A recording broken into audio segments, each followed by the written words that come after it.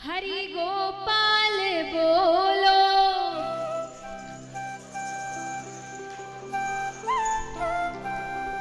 श्री राधा रमण हरि गोविंद बोलो।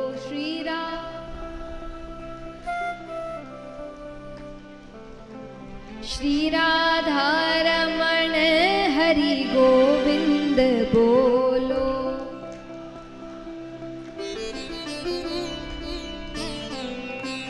आइए मीठी मीठी तालियों के साथ गोविंद बोलो, हरि गोपाल बोलो।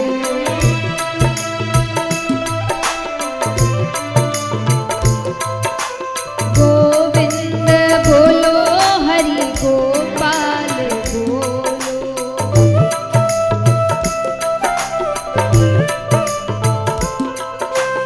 गोविंद बोलो, हरि गोपाल बोलो।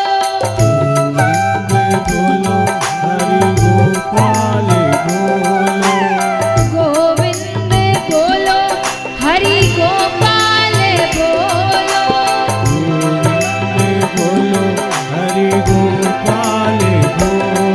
श्री राधा रमण हरि गोविंद बोलो।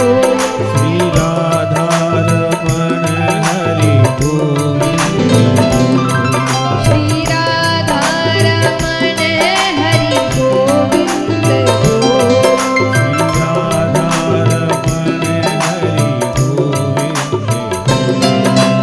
गोविंद बोलो, हरि गोपाल बोलो।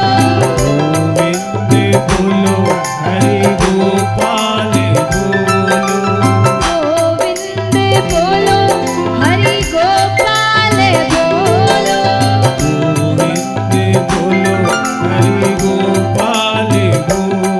श्री राधा रमण हरि गोविंद बोलो। श्री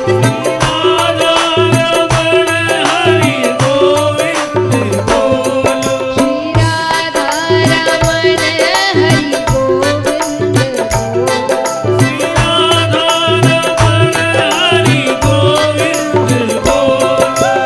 गोविंद बोलो, हरि गोपाल बोलो।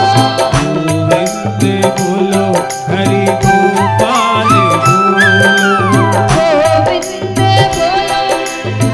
गोपाल बोलो।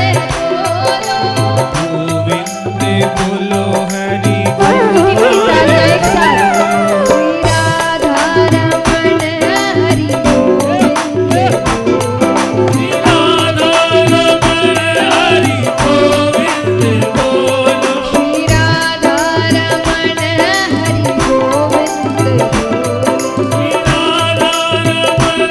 हरि गोविंद गोविंद बोलो, हरि गोपाल बोलो।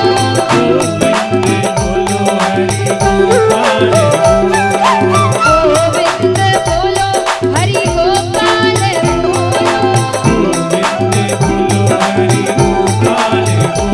श्री राधा रमण हरि गोविंद श्री राधा रमण हरि गोविंद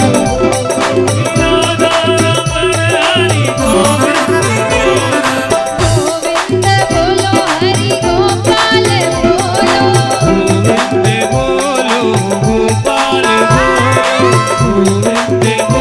और तालियां जोरदार एक साथ श्री राधा रमण हरि गोविंद श्री राधा रमण हरि गोविंद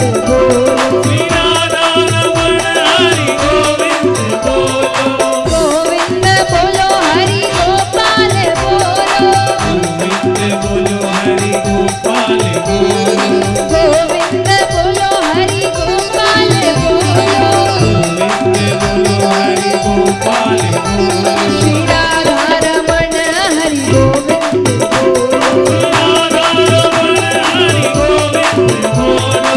राधा रमण हरि गोविंद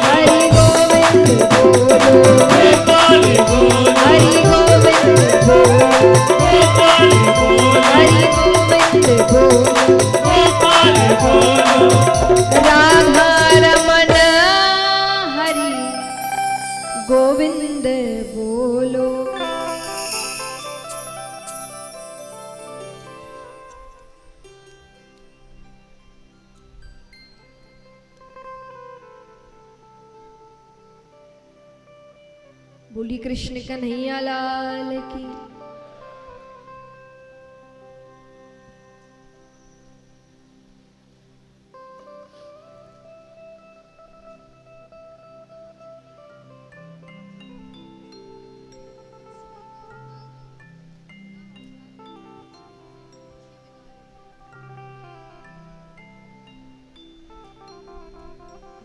आइए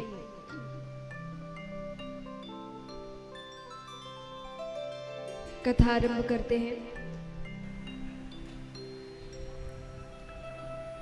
भगवान की कृपा से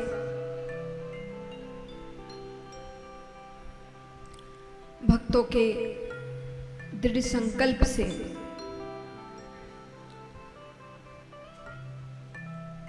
सभी का कल्याण करने वाली कथा, भगवत प्राप्ति करवाने वाली कथा, पापों का नाश करने वाली कथा, अमृत रूपी श्रीमद् भागवत कथा हम सभी के बीच प्रवाहित होने जा रही है।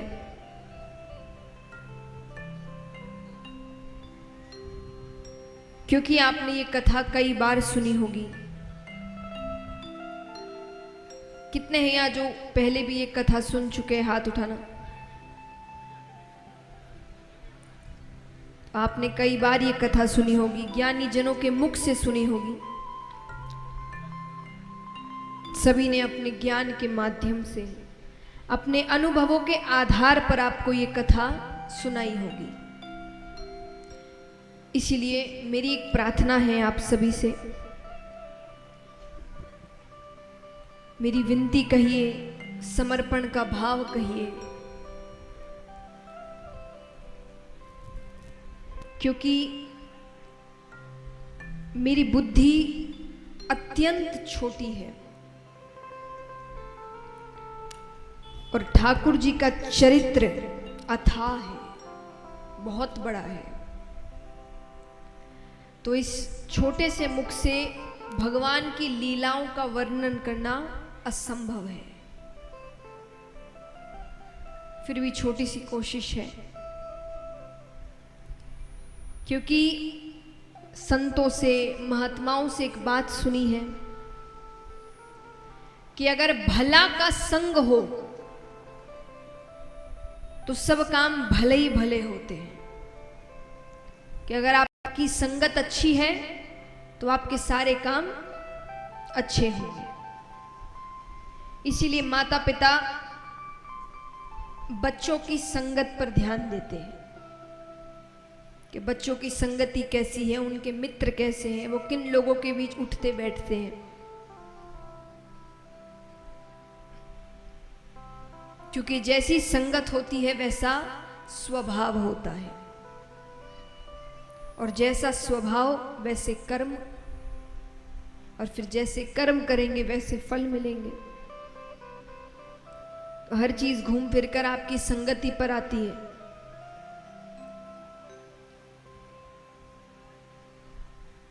और इस कथा में इस समय मेरी संगति क्या है? भगवान का नाम। ये 7 दिनों में मेरे साथ मैं आपके बीच क्या कहने आई हूं? भगवान की कथा। तो देखा जाए तो भगवान की ही संगति है। तो अगर उनका साथ हुआ तो इस कथा में भाव आ सकता है, वाणी में भाव आ सकता है, वरना मेरे पास तो पोल ही पोल है महाराज, गुण तो कुछ है नहीं।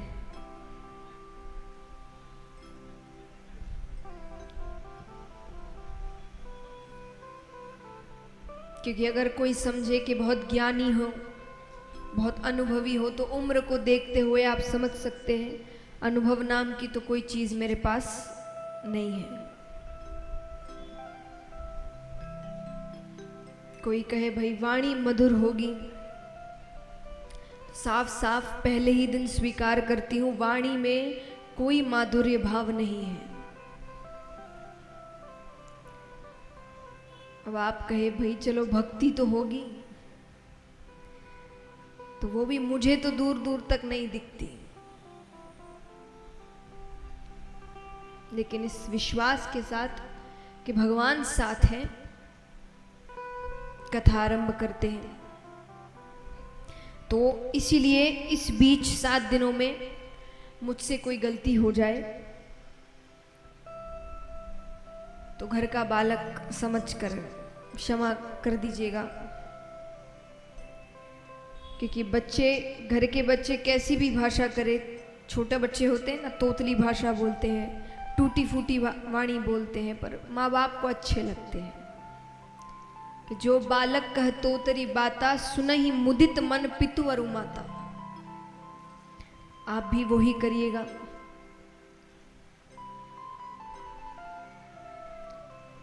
आइए, भागवत जी के पहले स्तोत्र में ही वेद व्यास जी ने संपूर्ण ग्रंथ का सार लिख दिया। संपूर्ण ग्रंथ ही नहीं, समस्त वेदों उपनिषदों का सार लिख दिया। ये कहना गलत नहीं होगा। सच्चिदानंद रूपाय विश्वोत्पत्त्यादि हेतवे तापत्रय विनाशाय श्री कृष्णाय वयं नुमः। श्री कृष्णाय वयं नुमः।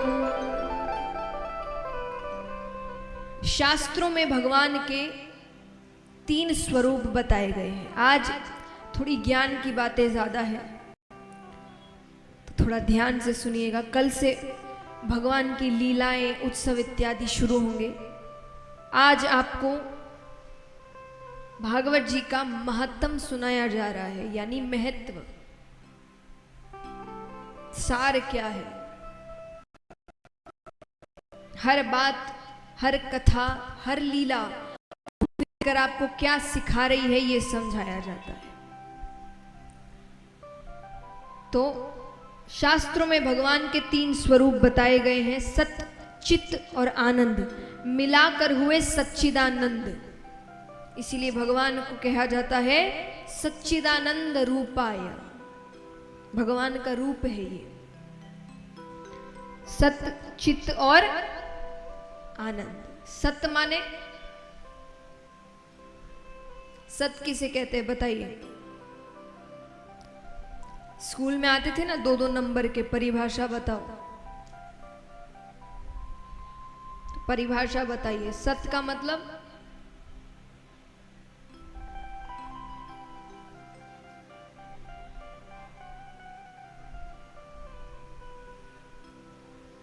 आता है तो बताओ, नहीं आता तो हिलाओ सर के भाई नहीं पता, सब देख रहे हो बस। सत्य माने सत्य, सच। और सच क्या होता है? जो कभी बदलता नहीं, जो अडिग रहता है, वो सत्य है। सत्य किसी भी परिभाषा में, किसी भी परिस्थिति में बदलता नहीं है।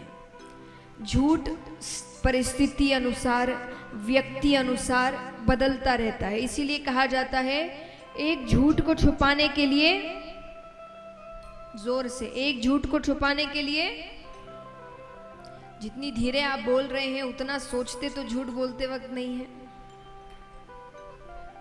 थोड़ा जोर से, आवाज अच्छे से आनी चाहिए। एक झूठ को छुपाने के लिए 100 झूठ बोलने पड़ते हैं। क्यों बोलने पड़ते हैं? क्योंकि झूठ हर परिस्थिति में बदलता है। हर इंसान को एक झूठ नहीं बोल सकते, थोड़ा घुमाना फिराना पड़ता है, किसी को कुछ, किसी को कुछ, किसी को कुछ। लेकिन सच सबके लिए वो बदलता नहीं। कोई भी परिस्थिति हो, कोई भी व्यक्ति हो, वो एक ही है। तो इस पूरे ब्रह्मांड में सच क्या है? यानी जो कभी बदले ना, वो क्या है? कौन है? परमात्मा, जो कभी नहीं बदलता। कोई भी परिस्थिति हो, कोई भी युग हो, आप और हम यहां नहीं थे तब भी वे थे, आप और हम यहां हैं तब भी वे हैं, और आप और हम यहां से चले जाएंगे तब भी वे रहेंगे। वो कभी बदलते नहीं। तो सहारा तो उसी का लेना चाहिए ना जो कभी बदले ना। किसी ऐसे का सहारा लेकर क्या फायदा जो बदल जाए। इसीलिए कहते हैं संसार में रहो, परिवार में रहो, लेकिन आश्रय केवल परमात्मा का, क्योंकि वो अकेला है जो कभी आपका साथ छोड़ता नहीं है, क्योंकि वो बदलता नहीं है। हर चीज बदलती है, हम बदलते हैं, और कब बदलते हैं ये पता भी नहीं चलता। यहां कोई भी ऐसा है जो ये बता सके कि इस दिन या इस महीने या इस साल मैंने अपना बचपन छोड़ दिया? कोई बता सकता है? आपने बचपन कब छोड़ा? कोई तारीख है? बचपन तो छूटता चला गया। कब जवानी चली जाएगी, बुढ़ापा आ जाएगा, फिर सोचेंगे क्या किया। हम सब कहते हैं कि भगवान इनकी पूजा पाठ इत्यादि सब बुढ़ापे के लिए छोड़ के रखो, बुढ़ापे में करेंगे। पक्का है बुढ़ापा आएगा? कुछ पक्का है? अगले पल क्या हो जाए किसी को नहीं पता, कब बुलावा आ जाए नहीं पता। बुढ़ापे से पहले बुलावा आ गया, ऊपर जाएंगे, भगवान कहेंगे क्या किया? आप कहोगे कुछ करने ही नहीं दिया। हमने तो सोचा था अच्छे कर्म पूजा पाठ सब बुढ़ापे के लिए छोड़ के रखा है, आपने तो पहले ही बुला लिया। भगवान कहेंगे मैंने कोई अग्रीमेंट थोड़ी साइन करवाया था कि भाई इतनी उम्र तक तो पक्का ही नीचे रखूंगा। नहीं, तुमको समझ होनी चाहिए। जब हर बार समझाया जाता है कि अगले पल क्या हो नहीं पता, तो तुमने इतनी लंबी प्लानिंग कर कैसे ली कि इस उम्र में ये काम करूंगा, वो भी इतना बड़ा जिस पर आपकी मृत्यु टिकी है।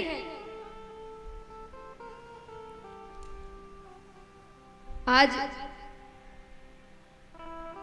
हम सब जानते हैं मृत्यु के बाद हमें समझाया जाता है कि स्वर्ग है, नरक है। आप सब कहां जाना चाहते हैं? कौन कौन स्वर्ग जाना चाहता है? हाथ उठाना।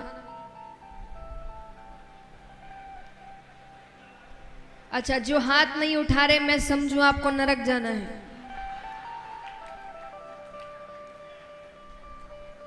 फिर से पूछ, कौन कौन स्वर्ग जाना चाहता है? हाथ उठाना। उसके लिए मरना तो पड़ेगा, है ना? तो स्वर्ग जाना है तो उसके लिए अच्छे कर्म करने पड़ेंगे। ये जितने भी काम करना है ये सब कहां के लिए है? अच्छे कर्म करते कहां के लिए? देखिए, अच्छे कर्म तो ऊपर ही काम आएंगे, पैसे तो यहां छोड़ के चले जाता है इंसान, ऊपर तो कर्म ही लेकर जाता है। तो वही छोड़ दोगे ये सोच करके भविष्य में करेंगे, वो भविष्य आए ना आए।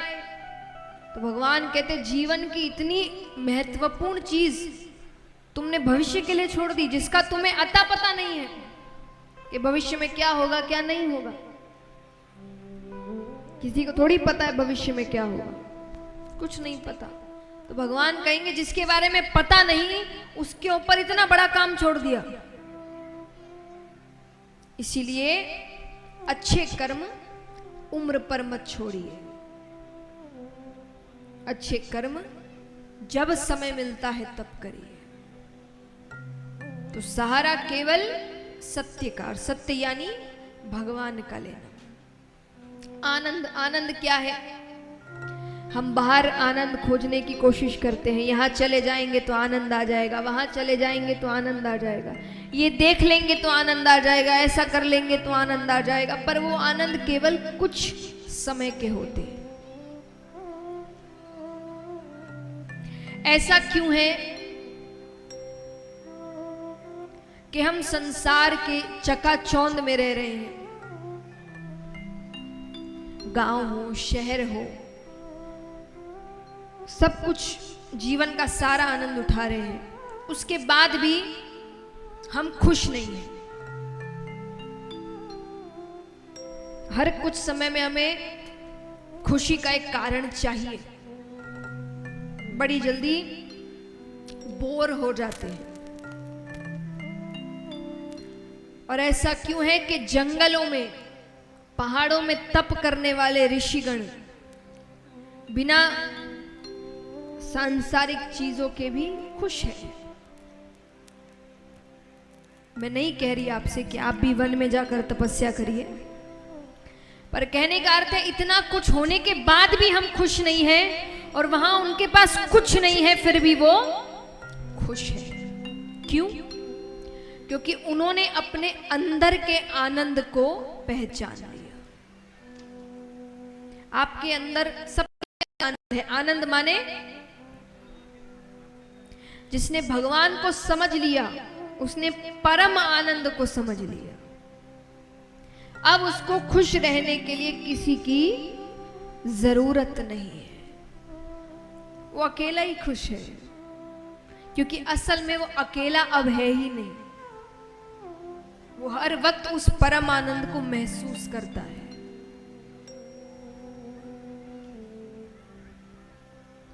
जो सत्संगी होते हैं ना, वो जल्दी से निराश नहीं होते। क्यों नहीं होते? क्योंकि वो कभी अकेले पड़ते ही नहीं है।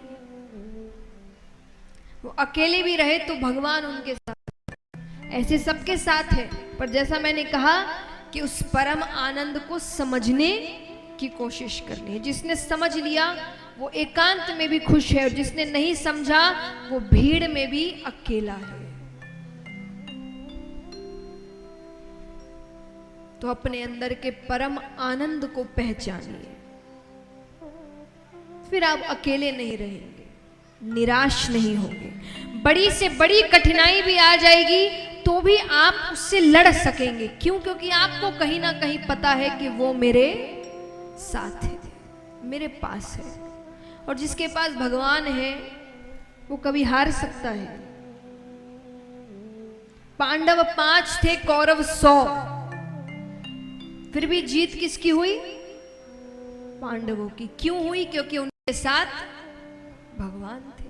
वरना ये मुमकिन है आज के जमाने में कि एक तरफ 100 लोग खड़े हो लड़ने के लिए, एक तरफ 5, और 100 की 100 मारे जाए, सब मर गए, 5 में से एक भी कम नहीं हुआ, एक भी। मुमकिन है ये?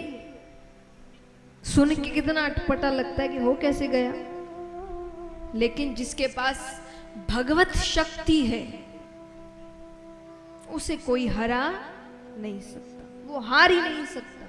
वो गिर सकता है पर हार नहीं सकता। गिर के फिर उठ जाएगा, क्योंकि वो शक्ति उसे भगवान देते हैं। तो असल आनंद को समझिए। आनंद क्या है? अपने अंदर के आनंद को पहचानिए। हर चीज में किसी और की जरूरत मत रखिए। खुश होने के लिए, दुखी होने के लिए, क्रोधित होने के लिए हमने जीवन का रिमोट कंट्रोल ही दूसरों के हाथों में दे रखा है, और वो खेले जा रहा है। एक बात बताइए, कितनी बार मैंने देखा है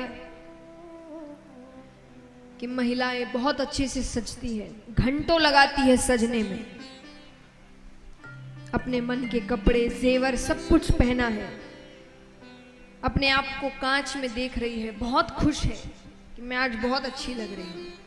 वही घर के बाहर कदम रखती है और पड़ोस वाली उनकी जो है, उसने बिना देखे, मतलब ठीक से देखा भी नहीं, और वो अगर कह दे कि अरे रंग बिल्कुल अच्छा नहीं है, सब खुशी खत्म।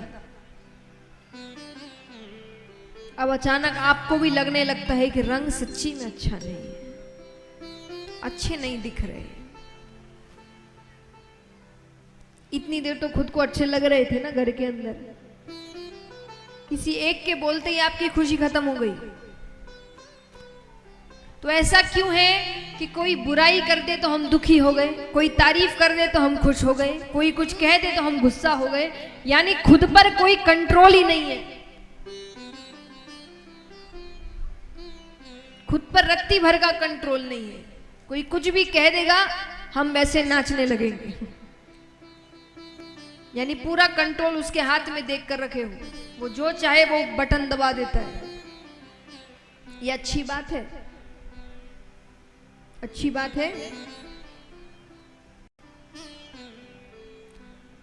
किसी को इतनी शक्ति मत दीजिए कि वो आपकी मानसिक स्थिति को हानि पहुंचा सके।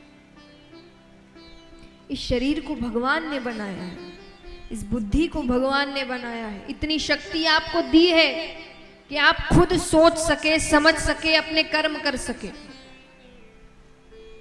लेकिन हम ये पूरी शक्ति किसी और को देकर रखे।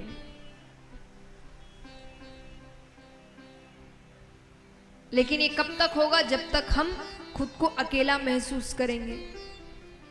जब अकेले नहीं है, खुद में खुश है, तो फिर किसी को इतनी शक्ति नहीं देंगे कि वो हमको दुखी कर सके।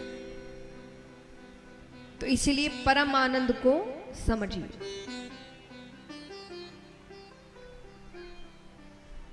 तापत्रय विनाशाय श्री कृष्णाय वयम नुमः। 3 तरह के ताप होते हैं, दैहिक, दैविक और एवं भौतिक। इन तीनों तरह के तापों से भगवान हमें मुक्त करते हैं। मुक्त कैसे करें? भगवान को कैसे अपनी ओर आकर्षित करें? कहते हैं भगवान सर्वशक्तिमान है, लेकिन उनकी भी एक कमजोरी है। कैसी कमजोरी? भगवान भक्त को रोते हुए नहीं देख सकते। एक बार भक्त ने रोकर पुकारा कि वो उसके सारे पाप भूल जाते हैं। लेकिन असली रोना मगरमच्छ के आंसू नहीं कि हर पाप किया रोने लग गए, पाप किया रोने लग गए। तो भगवान कहेंगे तो उसने खेल समझ लिया। इसीलिए असली आंसू जब आप सच में अपनी गलती मानते हैं और उस गलती को दोहराते नहीं, तो भगवान कहते हैं एक बार मेरे सामने आ जाए, रोकर मुझे पुकार ले, मैं उसी वक्त उसके जन्मों जन्मों के पाप वहीं नष्ट कर देता। इस प्रकार भगवान हमें इन 3 तरह के तापों से मुक्त करते हैं। आइए अब चलते हैं शुकदेव जी की कथा की ओर। देखिए, श्रीमद् भागवत में कोई भी एक कथा नहीं चलती, कई कहानियां हैं, कई कथाएं हैं। तो ताकि आप सबको हर कथा याद रहे, तो उसके लिए मैं एक चीज करती हूं हर कथा में कि आप सभी ध्यान से कथाएं सुने, घर जाकर उनका चिंतन करें, क्योंकि दूसरे दिन जब आप वापस आएंगे तो कथा आरंभ करने से पहले आपसे पूछा जाएगा कि पहले दिन कौन कौन सी कथा हुई। और जब तक आप सभी कथाओं के बारे में नहीं बताते, उस दिन की कथा आरंभ नहीं होगी। तो ऐसा नहीं कि बस कथा सुनी, कपड़े झाड़े और घर जाके सब भूल गए। सब कुछ याद रखना है और दूसरे दिन वो सारी कथाएं सुनानी है। तो अभी हमने सुना श्रीमद् भागवत का महात्म। अब हम सुनने जा रहे हैं श्री शुकदेव जी के अवतार की कथा।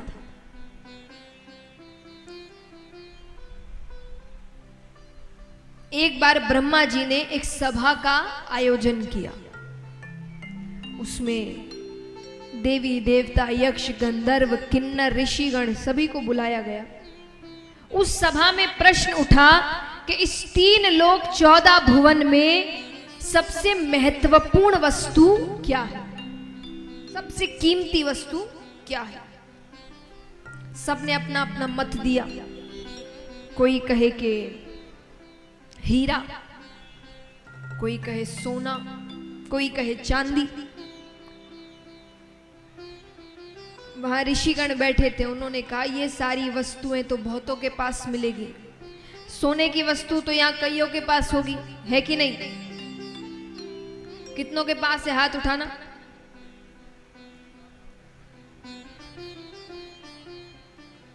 चिंता मत करिए, मैं मांगूंगी नहीं और मात्रा भी नहीं पूछूंगी। कितनों के पास है? हाथ उठाना। छोटी वस्तु भी कोई हो, सोने की कोई वस्तु है ना? बहुतों के पास है। तो वही ऋषिगणों ने कहा कि ये तो बहुतों के पास मिलेगी, और जो बहुतों के पास वो सबसे महत्वपूर्ण कैसे हुई? तो बोले फिर आप ही बताइए सबसे महत्वपूर्ण क्या है? बोले सबसे महत्वपूर्ण अगर कुछ है तो वो है प्रेम, निस्वार्थ प्रेम। हम सब भी प्रेम करते हैं, लेकिन वो स्वार्थ का होता है, बदले में कुछ ना कुछ चाहिए।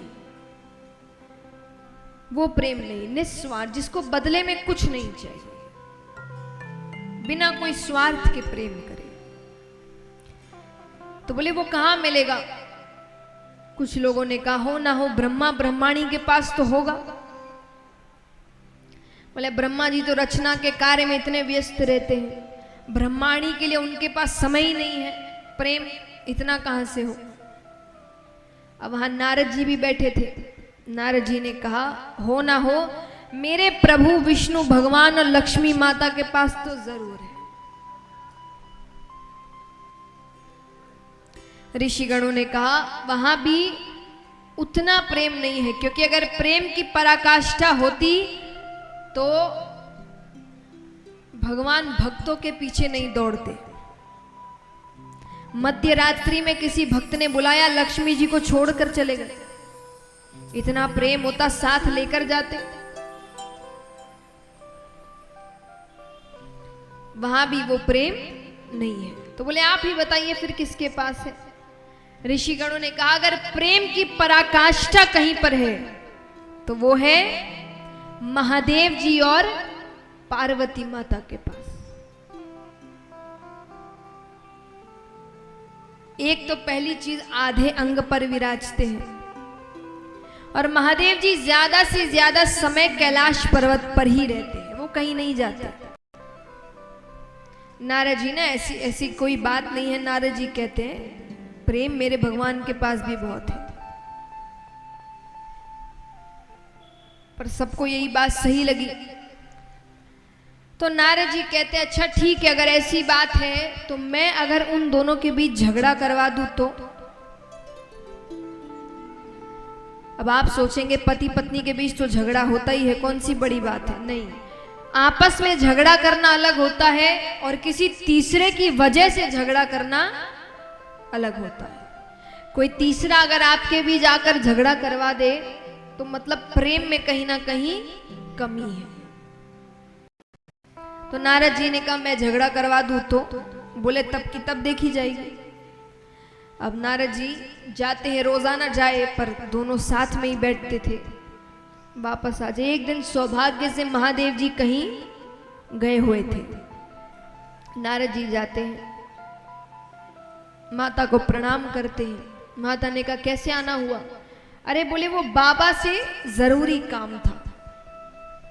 माता ने कहा वो अभी अभी बाहर गए हैं, कोई बहुत जरूरी काम है तो मुझे कह दो, उनके आते ही मैं उनसे कह दूंगी। नारद जी कहते नहीं, थोड़ी व्यक्तिगत बात थी। व्यक्तिगत माने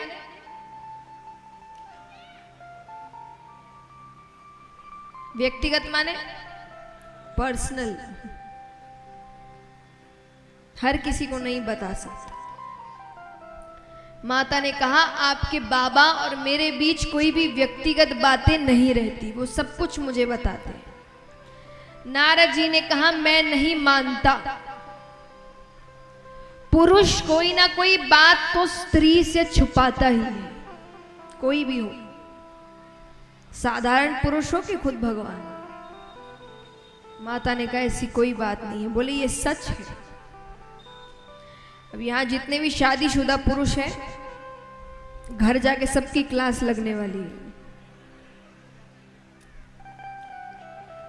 ऐसा क्या है जो आज तक मुझे नहीं बताया? माता ने कहा ऐसा कुछ नहीं है। नारद जी ने कहा अगर ऐसा कुछ नहीं है तो आपने अमर कथा सुनी है? माता ने कहा ये कौन सी कथा है? अरे बोले बहुत गोपनीय कथा है, बाबा हर किसी को नहीं सुनाते, जिससे सबसे ज्यादा प्रेम करते हैं उसे ही सुनाते। माता ने कहा इसका मतलब मुझसे प्रेम ही नहीं करते?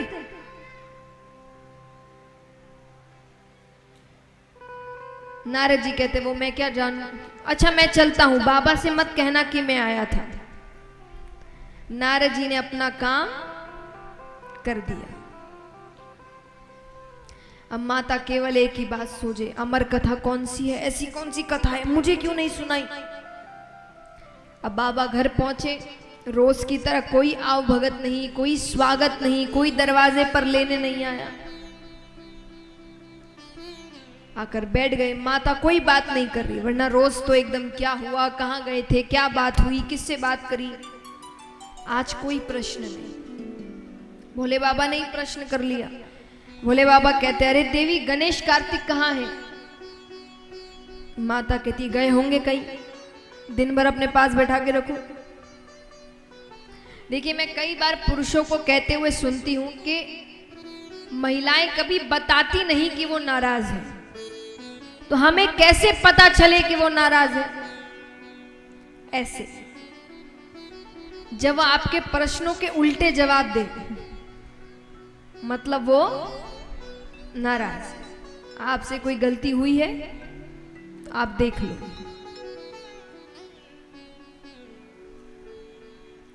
तो उन्होंने कहा कि बच्चे कहाँ हैं? माता कहती गए होंगे कहीं, दिन भर अपने पास बैठा के रखो। बाबा ने कहा मैंने ऐसे तो नहीं कहा। फिर थोड़ी देर बाद बाबा पूछते देवी आपकी तबीयत तो ठीक है? माता ने कहा बिल्कुल ठीक है। बोले अगर ठीक है तो सुबह से भांग नहीं मिली। ये हुआ आग में घी डालना। अब वो कहीं का गुस्सा कहीं उतर रहा है। माता कहती है रोज रोज भांग घोट कर दो, बड़े बेटे को खीर बना कर दो, छोटे को लड्डू बना कर दो, इन्हीं चीजों के लिए ब्याह के लाए थे क्या मुझे? पार्वती माता कहती है क्या? भोला भांग तिहारी ओ नित घोटत घोटत हारी, के भोला भांग तिहारी ओ नित घोटत घोटत हारी। ओ मेरे दोनों हाथ दुखाए, तेरी एक दिना की होए तो घोटू रोज न घोटी जाए। भोला भांग तिहारी, भोला भांग तिहारी ओ नित घोटत घोटत हारी। भोला भांग तिहारी घोटत घोटत हारी, मेरे दोनों हाथ दुखाए, तेरी एक दिना की होए तो घोटू रोज न घोटी जाए। भोला भांग तिहारी नित घोटत घोटत हारी। भोला भांग तिहारी नित घोटत घोटत। और मीठी मीठी तालियां एक साथ।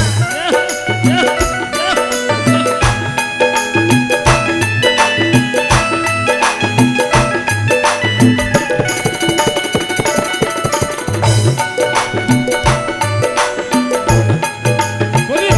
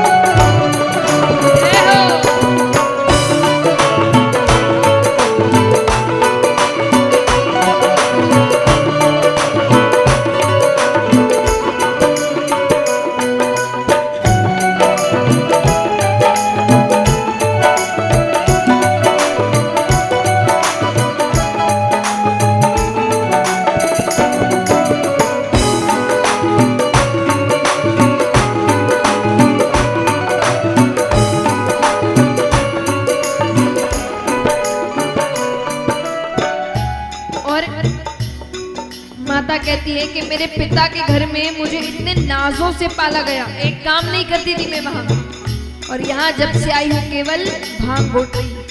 माता कहती है नाजुक तन को नाज से पाला, कैसे सहूं कसाले।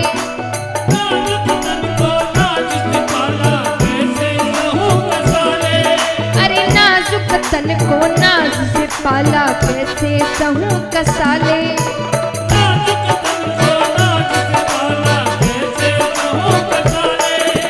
भांग तुम्हारी घोटत घोटत हाथ में पड़ गए छाले।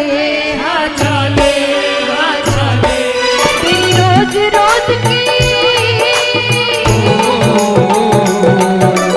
रोज रोज की अकड़ रे भोला, हमसे सही न जाए। रोज रोज की अकड़ रे भोला, हमसे सही न जाए। तेरी एक दिना की होए तो घोटू रोज न घोटी जाए। भोला भांग तिहारी, घोटत घोटत हारी। भोला भांग तिहारी, घोटत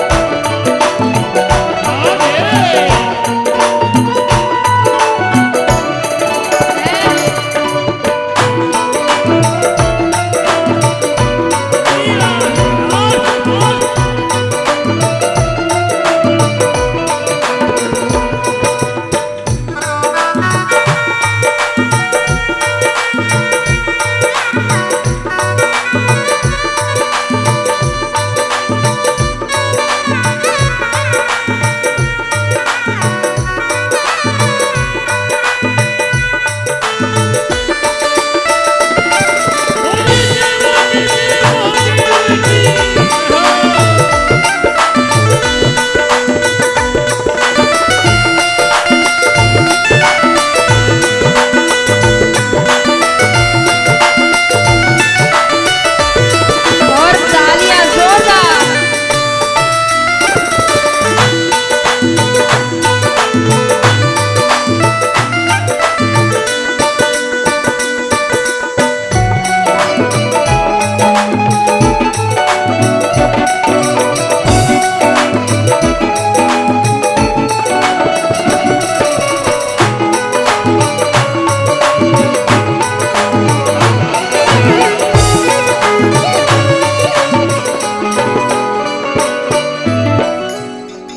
अब देखिए यहाँ कई पति पत्नी बैठे हैं। अब कहते हैं ना पति पत्नी है तो झगड़े तो होते ही हैं, झगड़े तो होते ही। तो ये प्रश्न सब पुरुषों से है कि कभी कभी झगड़ा ज्यादा बढ़ जाता है। तो झगड़ा जब ज्यादा बढ़ जाता है तो महिलाओं की आखिरी धमकी क्या होती है?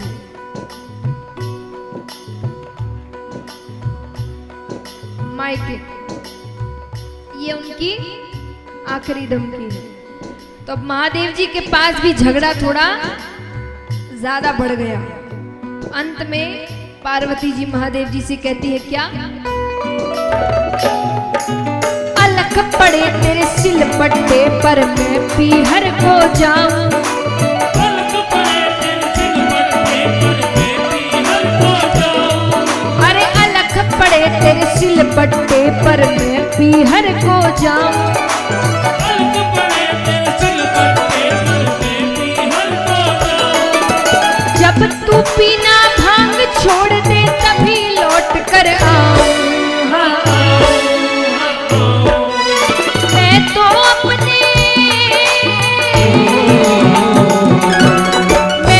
अपने चली मायके तभी समझ में आए। मैं तो अपने चली मायके तभी समझ में आए। तेरी एक दिना की होए तो घोटू रोज न घोटी जाए। भोला भांग तिहारी, घोटत घोटत हारी। भोला भांग तिहारी, घोटत घोटत हारी। अब भोले बाबा जवाब देते हैं। भोले बाबा कहते हैं क्या? सुन गणपत की महतारी, नित घोटो भांग हमारी।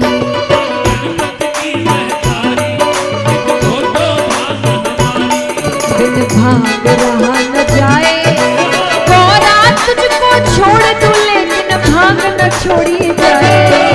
भोला भांग तिहारी, नित घोटत घोटत हारी।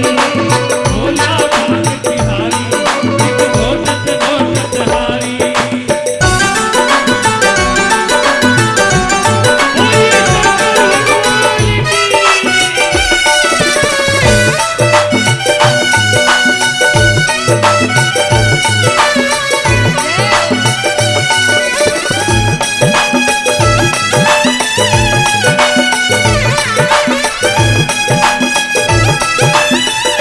और ये तालियां जोरदार।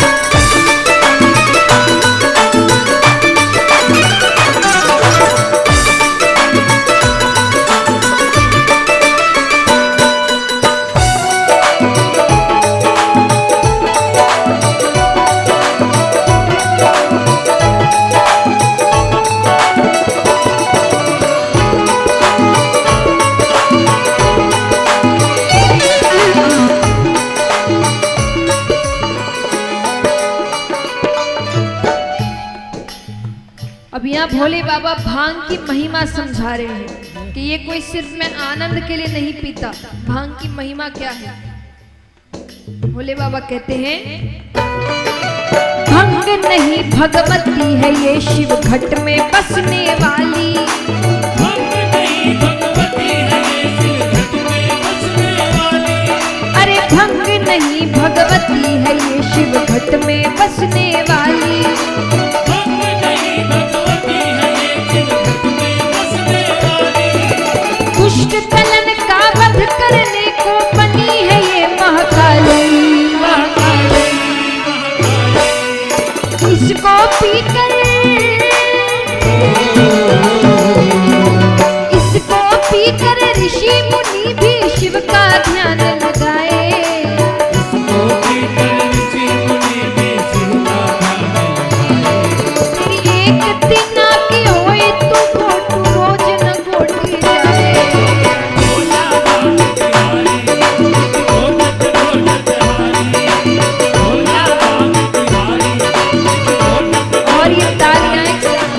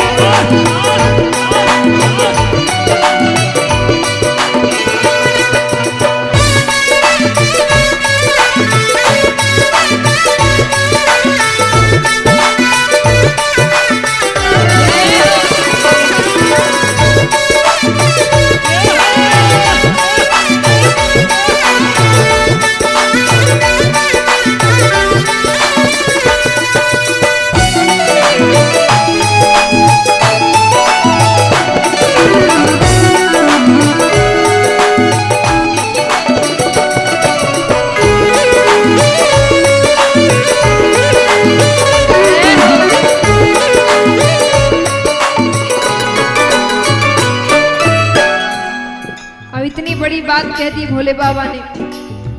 पार्वती माता क्या जवाब देती है? शिव शंकर से कहे कबर जा सुन लो अर्ज हमारी।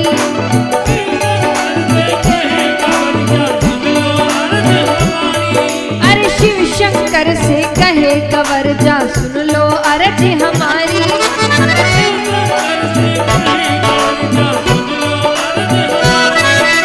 भर भर प्याला पीवो सदा शिव तुम जीते मैं हारी, मैं हारी। शिव शंकर के, शिव शंकर के भंग की महिमा सबको गा के सुनाए।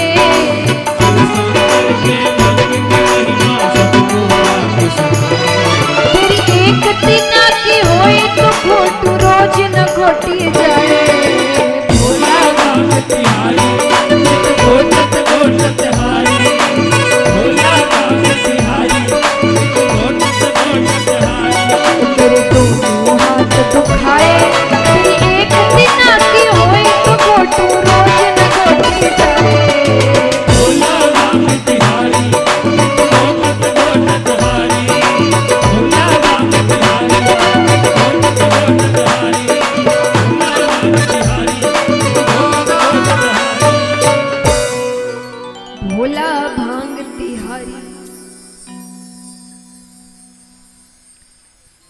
अब भोले बाबा यहाँ पूछते हैं, देवी क्या बात है, आप नाराज लग रही हैं।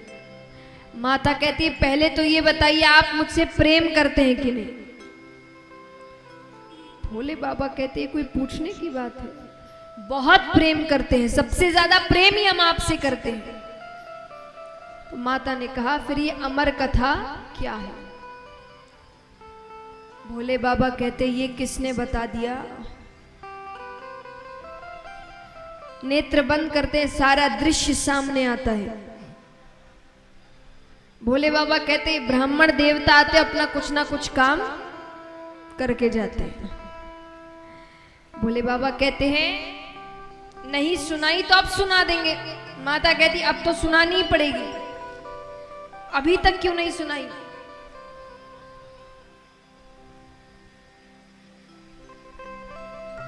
भोले बाबा ने कहा, देखिए मैं आपको सुना देता, मैंने आपको कई कथाएं सुनाई हैं, लेकिन आप महिलाओं में एक बुरी आदत होती है, मैं नहीं कह रही,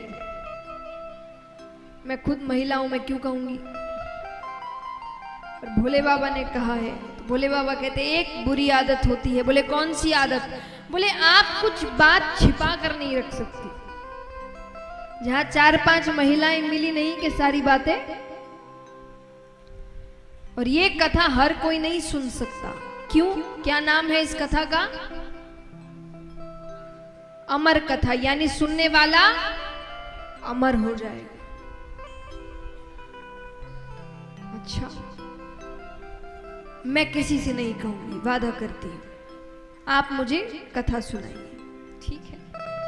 तो कैलाश पर्वत की एक ऊंची शिला पर बैठा गया, कल्पतरु वृक्ष के नीचे भोले बाबा कथा सुनाना आरंभ कर रहे हैं। सुनाने से पहले उन्होंने एक ताली बजाई।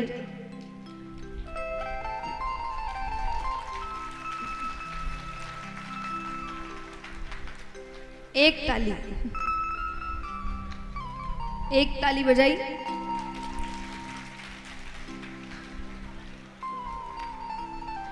तो जितने भी जीव जंतु थे वो सब कैलाश पर्वत छोड़कर जाने लगे।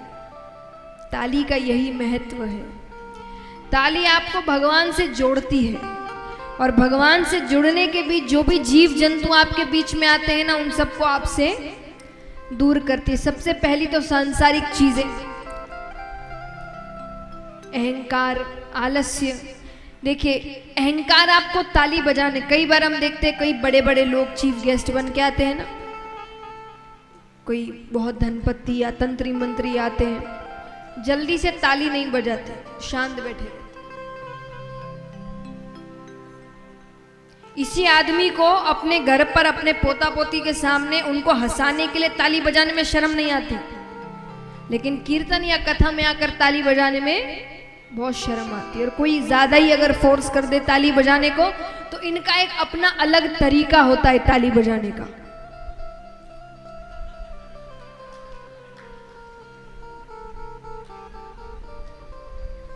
है ना। तो ये क्यों है? अहंकार। जो जब तक आप ताली तब तक ठीक से नहीं बजाएंगे जब तक आपके अंदर, जिसके पास अहंकार नहीं होता वो ताली खुलकर, उसको किसी से फर्क नहीं पड़ता कौन पास बैठा है, कौन क्या सोच रहा है, वो मग्न है अपनी भक्ति में। तो ताली आपको अहंकार से दूर करती है। दूसरा, आलस्य।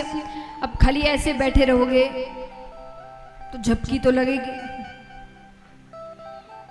तो बीच बीच में इसलिए भी तो भजन गाए जाते हैं कि भजन में आप तालियां इतनी जोश से बजाए कि वो कुछ देर तक आपके अंदर एक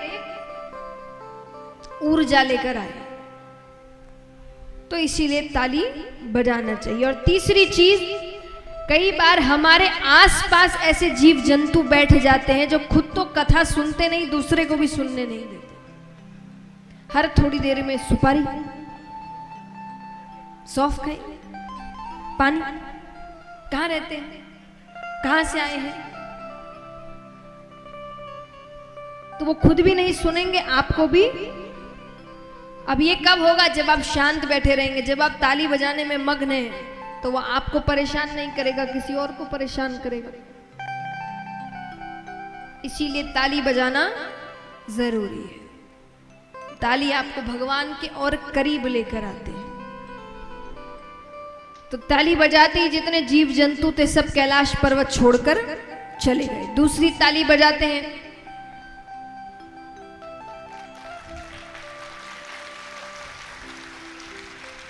तो भगवान का त्रिशूल 3 बार कैलाश पर्वत की परिक्रमा कर कर आता है कि कोई छिप कर तो नहीं बैठा। तीसरी ताली बजाते हैं तो सुगंधित हवाएं बहने लगती है, भक्ति में वातावरण हो जाता है। अब भगवान यहां पर कहते हैं कि देखिए, इस कथा में निद्रा रानी भक्त की परीक्षा लेने आती है। निद्रा रानी यानी नींद। आप ध्यान से सुनिएगा, थोड़ा भी ध्यान इधर उधर हुआ तो फिर भी महादेव जी ने कहा सुरक्षा के लिए एक काम करिए,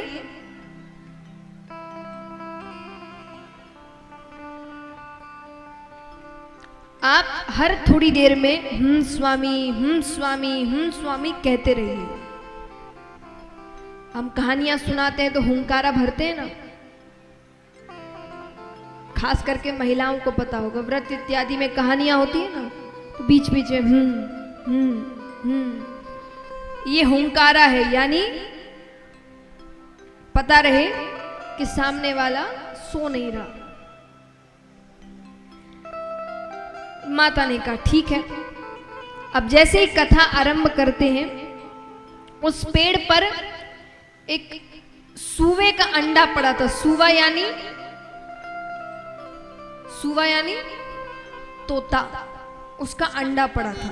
वो उसी वक्त फूटता है, उसमें से एक शुक बालक निकलता है। अब वो शुक बालक भी बैठकर कथा सुन रहा है। थोड़ी देर तो माता ने कथा सुनी। अब यहां पर महादेव जी कहते कहते उन्होंने नेत्र बंद कर लिए। अब वो लीन है भक्ति में, वो कथा कहते जा रहे लेकिन नेत्र बंद कर कर। और माता ने थोड़ी देर तो कथा सुनी, थोड़ी देर बाद निद्रा रानी की गोद में चली गई। लेकिन फिर भी महादेव जी ने कथा बंद नहीं करी। क्यों बताइए क्यों? तोते का यह स्वभाव होता है कि वो कोई भी शब्द अगर बार बार सुन ले तो उसे दोहराने लगता है। अब माता तो चुप हो गई, अब वो शुक बालक बैठे बैठे कह रहा है स्वामी स्वामी स्वामी। ये भक्ति की चरम सीमा है कि महादेव जी को उस तोते की आवाज माता की आवाज लग रही है। वो अपनी कथा कहते जा रहे कहते जा रहे कहते जा रहे। अब यहां पर अंत में महादेव जी किसी प्रसंगवश नेत्र खोलते हैं। देवी क्या समझा आपने? देवी तो नींद में। भगवान उनको जगाते हैं। माता ने कहा मुझसे गलती हो गई, आप फिर से कहिए, मैं इस बार नहीं सोऊंगी। महादेव जी ने कहा ठीक है, लेकिन अगर आप सो रही थी तो इतनी देर हम स्वामी कौन कह रहा था? इधर उधर देखते हैं, नेत्र ऊपर जाते हैं, पेड़ पर वो सूवे का बालक बैठा है। अब वो सूवे का बालक आगे आगे और हाथ में त्रिशूल लेकर महादेव जी पीछे पीछे। उनको लग रहा है इसने चोरी से कथा सुनी।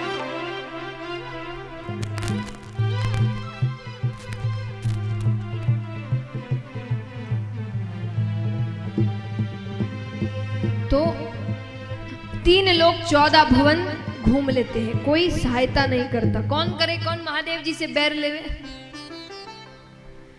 कहते हैं ना कि दैत्यों से संकट आए तो देवताओं के पास जाओ, पर जब देवताओं से ही संकट हो तो किसके पास जाए? किसके पास जाए बताइए? जब देवताओं से संकट आ जाए तो किसके पास जाए? ब्राह्मण देवता के पास। किसके पास? ब्राह्मण देवता, ब्राह्मण नहीं। ब्राह्मण कुल में जन्म लेने से ब्राह्मण नहीं बन जाते। ये भगवान ने 3 जात नहीं बनाई थी, 3 वर्ण बनाए थे कर्म के अनुसार। ब्राह्मणों का काम क्या था? शिक्षा देना। वो गुरु के रूप में थे। उस समय गुरुकुल में केवल ब्राह्मण रहते थे। यानी आपको जीवन में शिक्षा देने का काम कौन करता था? इसीलिए उनको इतनी ऊंची पदवी दी गई थी, ऊंचा स्थान दिया गया था, क्योंकि सबसे ऊपर कौन है? आपके गुरु, जो आपको ज्ञान देते हैं, जो आपको जीवन में कुछ लायक बनाते हैं, कुछ करने लायक बनाते हैं, अपने पैरों पर खड़ा करते हैं, वो सबसे बड़े होते हैं, है ना? इसीलिए ब्राह्मण सबसे ऊपर माने गए। क्यों? क्योंकि वो आपको ज्ञान देते थे। क्षत्रिय क्या करते थे? रक्षा करते थे। यानी जितना भी युद्ध इत्यादि का काम होता था, राजा बनने का काम, युद्ध करने का काम, ये सब क्षत्रिय करते थे। वैश्य का काम व्यापार करना था, शूद्र सेवा करते थे। ये कर्म अनुसार भगवान ने दिए थे। कोई ऐसा नहीं है कि जो जिसमें पैदा हो गया वो उतनी ऊंची पद नहीं। वैसे कर्म करोगे तो वो नाम दिए जाएंगे। सिर्फ ब्राह्मण जन्म लेने से कोई ब्राह्मण बन नहीं जाता। जैसे काम करते हैं वैसा वर्ण कहा जाता है। तो ब्राह्मण देवताओं से जब संकट आए तो ब्राह्मण देवता के पास जाना। तो यहाँ पर शुकदेव जी, वो छोटा बालक कोई और नहीं, शुकदेव जी है, वो शुक बालक, वो वेदव्यास जी के घर में आते हैं पृथ्वी पर। और वेदव्यास जी की धर्म पत्नी के मुख से वो उबासी लेती है, मुख के द्वार से गर्भ के अंदर प्रवेश कर जाते हैं। अब यहां पर महादेव जी आए, हाथ में त्रिशूल लेकर, नेत्र लाल। वेदव्यास जी ने महादेव जी को देखा, प्रणाम किया। आप पहली बार तो दर्शन देने आए, फिर वो भी इस रूप में, मुझसे कोई गलती हो गई? महादेव जी कहते नहीं, एक चोर मेरे यहां से चोरी कर कर यहां पहुंचा है। चोरी आपके यहां चुराने को है ही क्या? महादेव जी ने कहा, क्या कहा? अरे नहीं नहीं, मेरा मतलब आप कहां इतना धन दौलत लेकर बैठते हैं, और अगर भांग धतूरा इत्यादि चुराया हो उसके लिए इतना क्रोध? बोले नहीं, उसने मेरी अमर कथा चोरी से सुनी है, अब मैं उसे मृत्यु दंड देकर के रहूं। वेदव्यास जी कहते सही नाम है आपका भोले भंडारी। क्यों? अरे बोले अगर उसने अमर कथा सुन ली तो वो तो अमर हो गया, आप उसे मार ही नहीं सकते। मान लीजिए आपने उसे मार दिया, आप सर्वशक्तिमान है, महाकाल है, तो आपकी अमर कथा झूठी हो गई। इसीलिए कहते क्रोध नहीं करना चाहिए। क्रोध में सोचने समझने की शक्ति चली जाती है, भगवान की चली गई।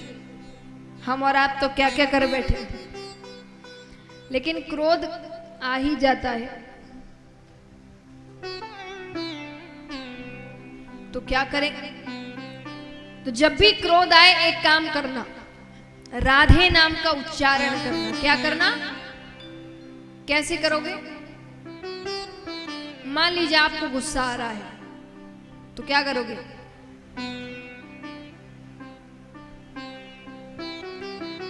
राधे राधे राधे राधे राधे राधे राधे, जब तक क्रोध चला नहीं जाए तब तक करते रहो।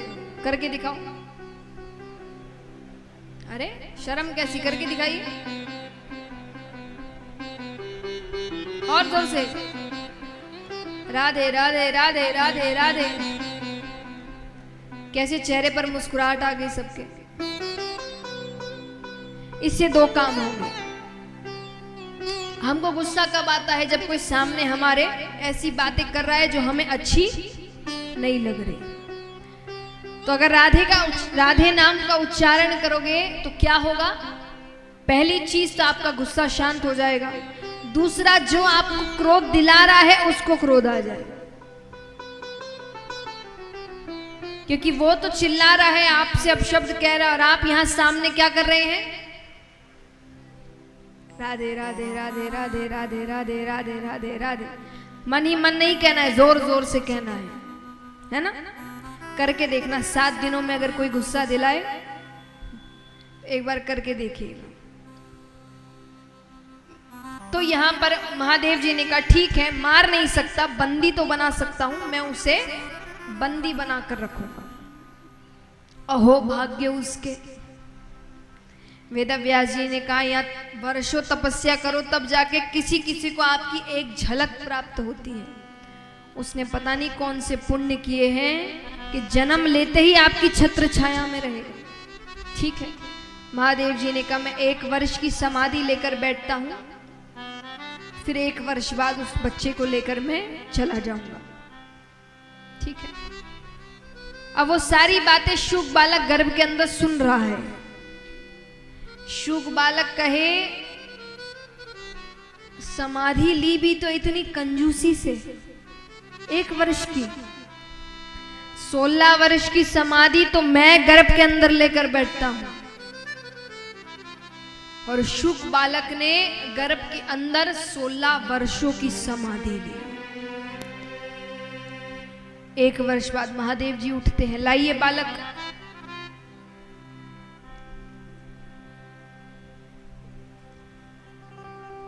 महादेव जी कहते बालक कहाँ है? वेदव्यास जी ने कहा बाहर आना तो दूर, उसका आकार तक नहीं बढ़ा। मेरी पत्नी को बहुत तकलीफ हो रही है, क्या पता आपके डर से वो बाहर नहीं आ रहा है, आप उसे क्षमा कर दीजिए। ठीक है, महादेव जी क्षमा कर कर चले गए, लेकिन वो बालक बाहर नहीं आया। 15.5 वर्षों तक वो गर्भ के अंदर रहता है। अब यहां पर विष्णु भगवान नीचे आते हैं, गर्भ के बाहर से बातें कर रहे हैं। भगवान ने कहा ये दुनिया बहुत सुंदर है, बाहर आओ तो सही। शुक बालक ने कहा इसीलिए तो नहीं आना, ये दुनिया इतनी सुंदर है, यहां आकर लोग आपको भूल जाते हैं, आपको मानने से इनकार कर देते हैं। भगवान ने कहा पर तुम अंदर नहीं रह सकते। ठीक है, तो एक काम करिए, अपनी मोह माया रोक दीजिए। भगवान कहते वो तो नहीं रुक सकती, तो बोले मैं अंदर ही ठीक हूं। ठीक है, भगवान ने कहा 1 क्षण में जितना समय होता है, सिर्फ 1 क्षण, उसका जो 100वां हिस्सा होगा उतने देर के लिए मैं अपनी मोह माया रोक दूंगा। ठीक है, पर जब मैं कहूं तभी रोकिएगा। भगवान कहते ठीक है। उसने अंदर पूरी तैयारी कर ली बाहर निकलने की। जैसे ही भगवान ने अपनी मोह माया रोकी, गर्भ के अंदर से साक्षात श्री सुखदेव मुनि महाराज प्रकट होते हैं। बोलिए श्री सुखदेव मुनि महाराज की।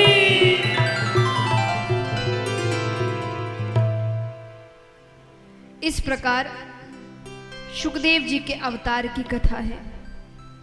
इस प्रकार सुखदेव जी ने अवतार ग्रहण किया, और जैसे ही उन्होंने जन्म लिया, क्योंकि 16 वर्ष पूरे हो ही चुके हैं, वो सीधा वन की ओर जाते हैं पीछे पीछे।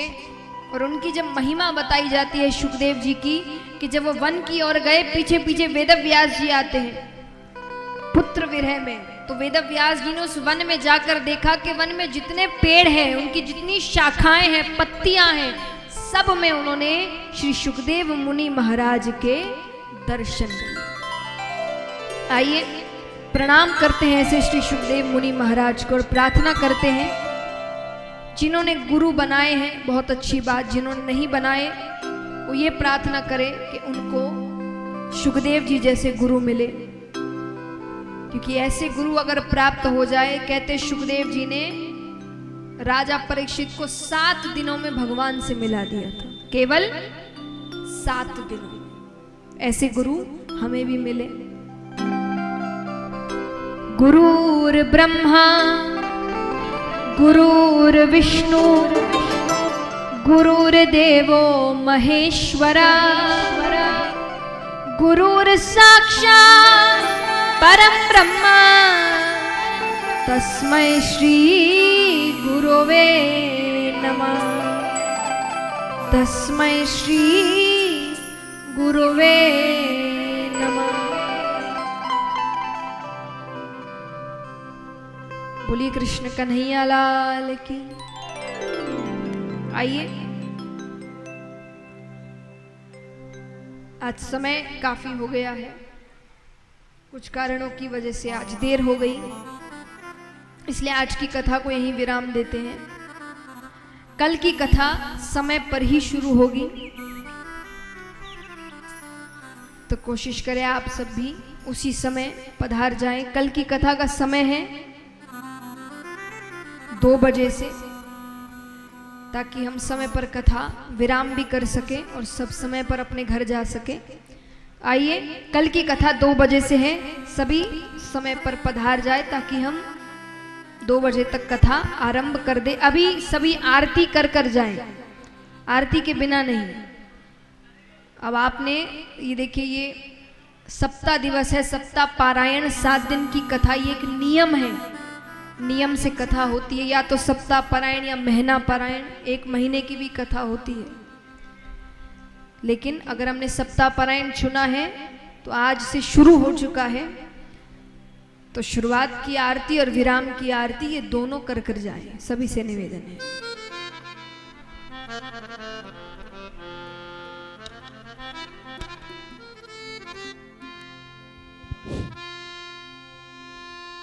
श्रीमद् भागवत कथा के मुख्य यजमान आदरणीय श्री राम प्रकाश तिवारी जी, श्रीमती। और कल के लिए एक सूचना, जैसा मैंने कहा कि अब से भगवान की लीलाएं और उत्सव सब कल से शुरू होंगे।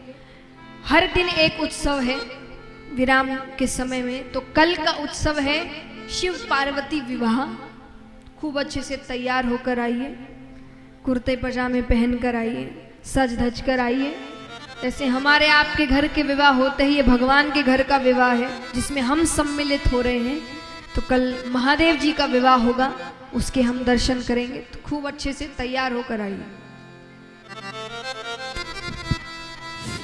मुख्य यजमान जी श्रीमद् भागवत कथा भगवान की आरती करने जा रहे हैं, और हम सभी के बीच उपस्थित माननीय सुरेश मंत्री जी का जो है अपने कर कमलों से भगवान भागवत जी की भी आरती करें।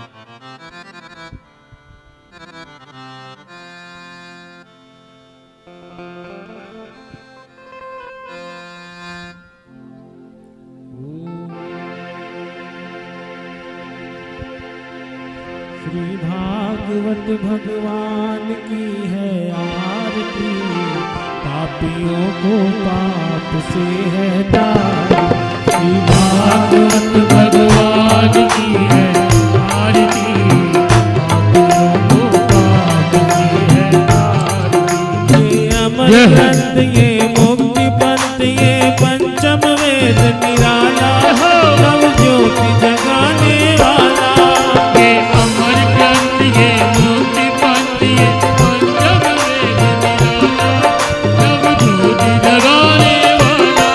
हरि नाम यही, हरि ध्यान यही, हरि नाम यही, हरि ध्यान यही, हरि नाम यही, हरि ध्यान यही, हरि नाम यही, हरि ध्यान यही। जग के मंगल की आरती, पाप से है तारती। श्री भागवत भगवान की है आरती, पापियों को पाप से है तारती। गीत पावन पुनीत का भोग मिटाने वाला, हरि दर्श कराने वाला। वेदांत गीत पावन पुनीत का भोग मिटाने वाला, हरि दर्श कराने वाला। ये सुख करनी, ये दुख हरनी, ये दुख करनी, ये दुख हरनी, ये सुख करनी, ये दुख हरनी, ये दुख करनी, ये दुख हरनी। श्री मधुसूदन जी की आरती, पाप से है तारती। श्री भागवत भगवान की है आरती, पापियों को पाप से है तारती। मधुर बोल जगपंच को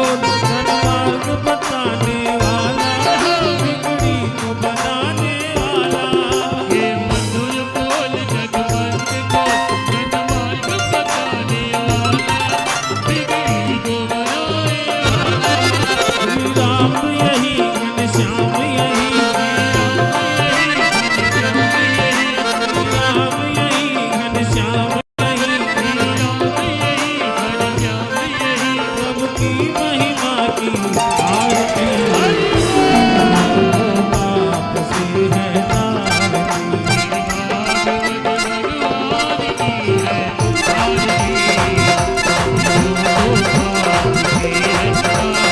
आरती कीजिए हनुमान लगा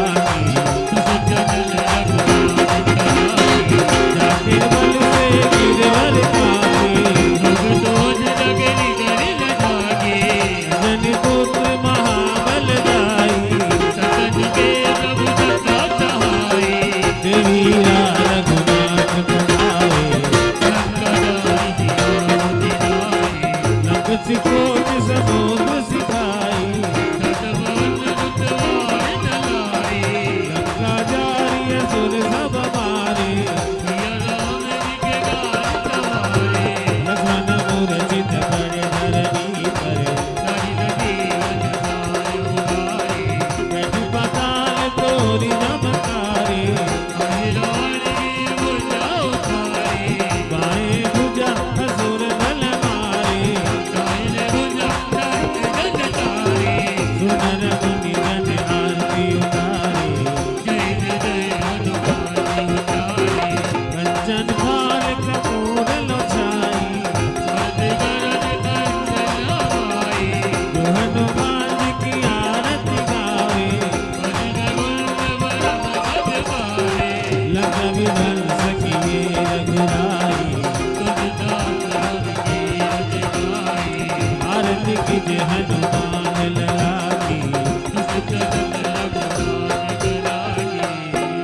लाल देह लाली लसे अधधरि लाल लंगू वज्र देह दानव दमन जय जय जय कपिसूर देव हो शांति निरंतर जुगम शांति पृथ्वी शांति राव शांति रोगदय शांति ही वनस्पतय शांति विश्वे देवा शांति ब्रह्म शांति सर्वगुण शांति शांति रेव शांति सामा शांति रेधि